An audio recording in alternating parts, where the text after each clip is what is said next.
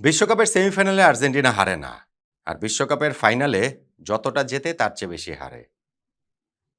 এইবারও সেমিফাইনালে ওঠার পরে সমর্থকদের মধ্যে তো ওই আত্মবিশ্বাসের জায়গাটা ছিল এবং সত্যি সেমিফাইনালটা আর্জেন্টিনা জিতে নিয়েছিল। বিশ্বকাপে যে ৭ বার ফাইনাল আর্জেন্টিনা খেলেছে তার মধ্যে ৬ টা আসরে সেমিফাইনাল ছিল। ১৯৭৮ আসরে সেমিফাইনাল ওই ফরম্যাটে ছিল না। কিন্তু সেই ৬ সেমিফাইনালে আর্জেন্টিনা জিতেছে। তো ফাইনালে এই নিয়ে ৭ বার যে আর্জেন্টিনা ফাইনাল খেলল তার মধ্যে ৩ বার জিতেছে, ৪ বার আর্জেন্টিনা হেরেছে। যতটা জিতেছে তার চেয়ে বেশি হেরেছে। কিন্তু ওই ৪ পরাজয়ের মধ্যেও এই ২০২৬ সালের পরাজয়টা কি একটু বেশি করে বিঁধবে না? হ্যাঁ, সময় তো একটা ব্যাপার আছেই যে এইটা একেবারে টাটকা ক্ষত, ফলে সেইটা নিয়ে অনেক বেশি আলোচনা হবে এবং সেই কষ্টটা, সেই বেদনাটা অনেক বেশি থাকবে। তবে হোয়াট ইফ মানে কি হলে কি হতে পারত? আর্জেন্টিনা এই ফাইনালটাতে যদি অন্যরকমভাবে খেলতো, তারা যদি তাদের মতো করে খেলতো, তাহলে রেজাল্টটা তাদের পক্ষে আসতো কিনা, ওই আফসোসের জায়গাটা আর্জেন্টিনার বোধ করি থেকেই যাবে। দেখুন আর্জেন্টিনা ফাইনালে যে ফুটবলটা খেলেছে সেটা ফুটবল না, সেটা অ্যান্টি ফুটবল। সেটা নেতিবাচক ফুটবল। আমি আগেও একটা ভিডিওতে বলেছিলাম। এবং সেইটা আপনি নিরপেক্ষ দর্শকদের যদি আপনি জানতে চান যারা হচ্ছে গিয়ে অ্যাবসোলিউটলি যারা নিরপেক্ষ তারাও কিন্তু ধরেন এই ফাইনালটাতে স্পেন জিতুক সেটাই চেয়েছেন মানে এই সেন্সে খেলা দেখার কথা আমি বলছি। এর মধ্যে আবার ওই যে ব্রাজিল, আর্জেন্টিনা এত কিছু আনার কোনো দরকার নেই। কেননা আর্জেন্টিনা খুবই নেতিবাচক ফুটবল খেলেছে। একটা দলই আসলে ফুটবল খেলেছে সেটা স্পেন। তারাই গোল দিতে চেয়েছে, তারাই জিততে চেয়েছে। আর আর্জেন্টিনার স্ট্র্যাটেজি ছিল হচ্ছে গিয়ে তারা গোল খাবে না এবং যদি পারে তারা গোল দিবে এবং সেটা যদি না পারে টাই ব্রেকারে গিয়ে তো তাদের এমিলিয়ানো মার্টিনেজ রয়েছেনই। এখন ফুটবলের টাই ব্রেকার পর্যন্ত যেতে ১২০ মিনিটের পথ পাড়ি দিতে হয়। মাঝখানে ইনজুরি টাইম সবকিছু মিলিয়ে ধরেন ১৩০-৩৫ মিনিটের ব্যাপার।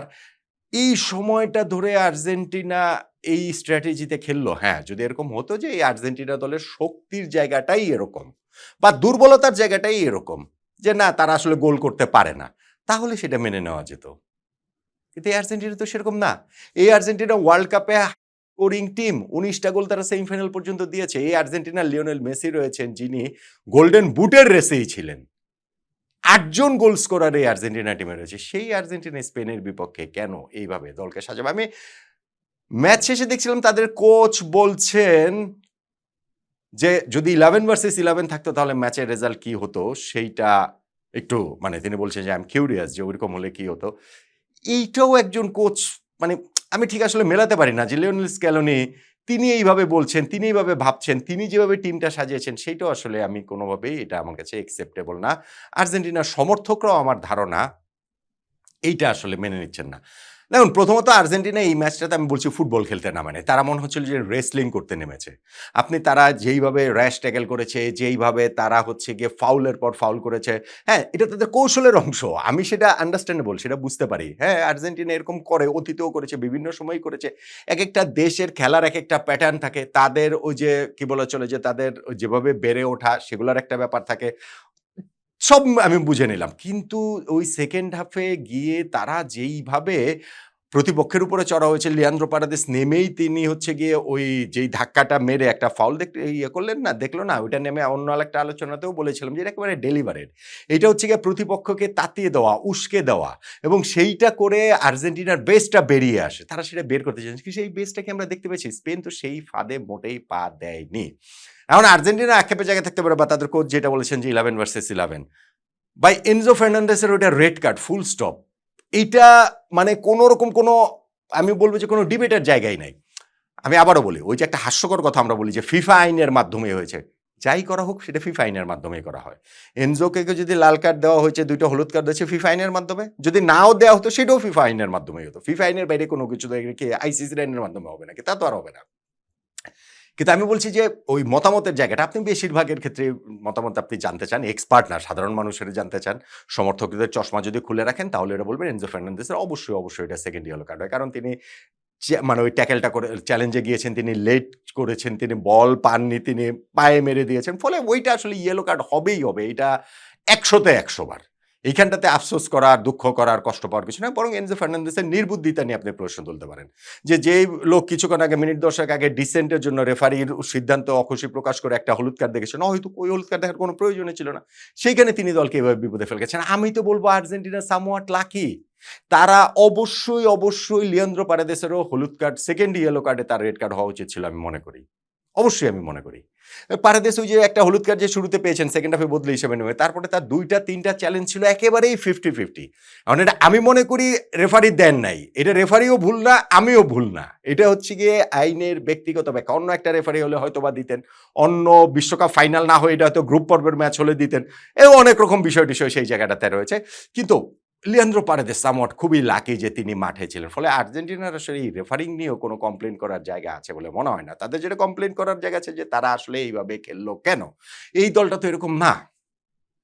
এই দলটা ঠিক আছে স্পেন বল পজিশন রাখতে পছন্দ করে, তারা ওইভাবে খেলে, ওইভাবে ডমিনেট করে 65% বল পজিশন তাদের আছে, থাকলো না হয়। কিন্তু পুরো ম্যাচে ৯০ মিনিটে আর্জেন্টিনার মানে একটা শটও প্রতিপক্ষের দিকে তারা নিতে পারবে না। একটাও না, একটাও না। এটা একটা অবিশ্বাস্য রেকর্ড যে আপনি আপনার স্কুলের খেলায়, পাড়ার খেলায়, মহল্লার খেলায় ৯০ মিনিট খেললে একটা দল আরেক দলের গোলমুখে একটা শট কিভাবে না নিয়ে থাকতে পারে। আর্জেন্টিনা সেটা করেনি। আর্জেন্টিনা সেটা পারেনি। স্পেন তাদেরকে পারতে দেয়নি। এটা মাথায় রেখেও আমি বলেছি যে আর্জেন্টিনার পারার ওই তাগিদের জায়গাটা আসলে কতটা ছিল।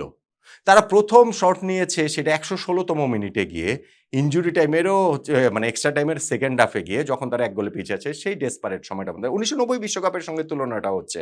ওই বিশ্বকাপ ফাইনাল আর্জেন্টিনা খুবই নেগেটিভ ফুটবল খেলেছে। ভেরি নেগেটিভ ফুটবল খেলেছে এগেইনস্ট ওয়েস্ট জার্মানি। এবং যেই পেনাল্টিটা তাদের দেওয়া হয়েছিল তাদের এগেইনস্টে এখনো আপনি ইউটিউবে গিয়ে দেখতে পারেন। আমি মনে করি যে রেফারির ওই সিদ্ধান্তটা ভুল ছিল। আর্জেন্টিনা ওই জায়গায় অবশ্যই আনলাকি। ওই পেনাল্টিটা নাই দিতে পারতেন মেক্সিকো রেফারি এডগার্ডো কোডেসাল। কিন্তু তাতে তো আর ওই সত্য মিথ্যা হয়ে যায় না যে ওয়েস্ট জার্মানি ওই ফাইনালটাতে ডমিনেট করেছে। স্পেন যেমন ২০২৬ ডমিনেট করেছে ঠিক তেমনি। ওই ফাইনালটাতে ওয়েস্ট জার্মানি ওই ৯০ মিনিটের মধ্যে তারা ২৩টা শট আর্জেন্টিনার হচ্ছে গিয়ে ওই ইয়েতে গোলে শট নিয়েছে। আর্জেন্টিনার গোলে শট ছিল কয়টা জানেন? একটা।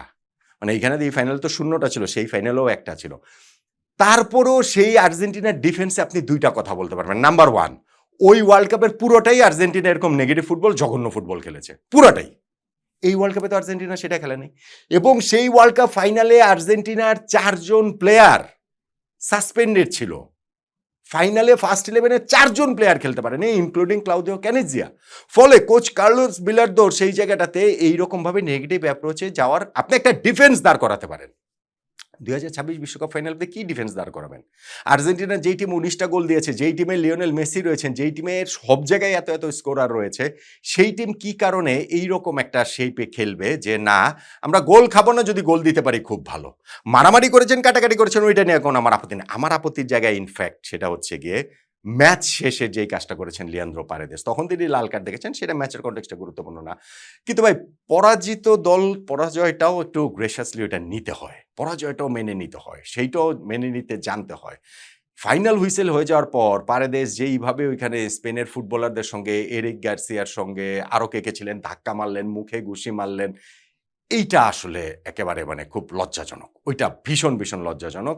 লিওনেল মেসি দেখেন নাই, তিনি তো স্পেনের সব খেলোয়াড়ের সঙ্গে হ্যান্ডশেক করেছেন, তাদের সঙ্গে মিলে। ঠিক আছে, পরাজিত হয়েছেন সেটা তো মেনে নিতে হবে। এটা তো এন্ড অফ দ্য ওয়ার্ল্ড না। কিন্তু ওই সময় লিয়ান্দ্রো পারেদেসের যে রিঅ্যাকশনটা ছিল সেইটা কোনোভাবেই আসলে এটা অ্যাকসেপ্টেবল না। ফুটবল মাঠে আমরা ওইটা দেখতে চাই না। মাঠেও আর্জেন্টিনা যেই ফুটবল খেলেছে সেই ফুটবলটা আমরা দেখতে চাই না এবং স্পেশালি পুরো ওয়ার্ল্ড কাপে আর্জেন্টিনা যেরকম খেলেছে তার প্রেক্ষিতে। এখন ঘটনাটা হচ্ছে কি যে গত বিশ্বকাপের সঙ্গে যদি আপনি তুলনা করেন তাহলে গত বিশ্বকাপেও আর্জেন্টিনা নকআউট পর্বের ম্যাচগুলোতে প্রেসারে পড়েছিল। প্রেসারে প্রায় ভেঙে যেতে বসেছিল। কিন্তু আপনি দেখেন প্রত্যেকটা ম্যাচ আর্জেন্টিনা ডমিনেট করেছে। রাউন্ড অফ 16 এর ম্যাচ অস্ট্রেলিয়ার বিপক্ষে আর্জেন্টিনা ডমিনেট করেছে। হ্যাঁ, ২ গোলে এগিয়ে যাওয়ার পর ১ গোল খেয়ে লাস্টে এমি মার্টিনেজের সেই 1 on 1 সেভের কারণে তারা বেঁচে গেছে, কিন্তু ম্যাচ তারা ডমিনেট করেছে। কোয়ার্টার ফাইনাল নেদারল্যান্ডসের বিপক্ষে থরলি ডমিনেট করেছে। কিন্তু ওই যে শেষ দিকে গিয়ে ভেগস্টের ২ টা গোল খেয়ে খেলে এক্সট্রা টাইমে গেল। তারপরে পেনাল্টি শুট আউটে গিয়ে এমি মার্টিনেজের বিরুদ্ধে তারা জিতেছে। কিন্তু ম্যাচ আর্জেন্টিনা ডমিনেট করেছে। সেমিফাইনাল তো একতরফাই খেলেছে ক্রোয়েশিয়ার বিপক্ষে। ফাইনাল ম্যাচটাও ফ্রান্সের বিপক্ষে পুরোটাই আর্জেন্টিনা খেলেছে। আনটিল ওই যখন ১ মিনিটের মধ্যে ২ টা গোল দিয়ে দিলেন, ২ মিনিটে ২ গোল দিয়ে দিলেন ওইখানে কিলিয়ান এমবাপ্পে। তো এই বিশ্বকাপে কি আপনারা সেটা বলতে পারবো? হ্যাঁ, এই বিশ্বকাপে আর্জেন্টিনা একটা ডিফারেন্ট আর্জেন্টিনাকে আমরা দেখেছি। আমি বলছিলাম যে স্ট্রিট ফাইটার আর্জেন্টিনাকে দেখেছি। তারা এই যে নকআউট পর্বে যতগুলো ম্যাচ রয়েছে সেটা কাবো ভের্দে, মিশর, সুইজারল্যান্ড এবং হচ্ছে গিয়ে ইংল্যান্ড, সেই ম্যাচগুলোতে পিছিয়ে পড়ে বা কোণঠাসা অবস্থায় শেষ সময়ে গোল দিয়ে তারা বেরিয়ে এসেছে। সেইটার একটা ক্রেডিট তো অবশ্যই আছে। কিন্তু এট দ্য সেম টাইম কোনোটা ম্যাচে কি আর্জেন্টিনা ডমিনেট করেছে? আর্জেন্টিনা তো ডমিনেট করেনি। আর্জেন্টিনা সামওয়াট লাকি ছিল অনেকগুলো জায়গায়। সেটা রেফারিং ডিসিশন এর কথা বলেন, সেইটা ধরেন হচ্ছে গিয়ে তাদের পাথওয়েটার কথা বলেন, সেইটা বিভিন্ন দলের ব্যর্থতার কথা বলেন। সো অনেকগুলো জায়গাতে আর্জেন্টিনা লাকি ছিল এবং সেগুলো নিয়েই তারা ফাইনাল পর্যন্ত এসেছে। কিন্তু সেই ফাইনালে তারা যেই ফুটবলটা খেলেছে সেইটা নিয়ে আসলে লিওনেল স্ক্যালোনির প্রাউড হওয়ার কিছু নাই।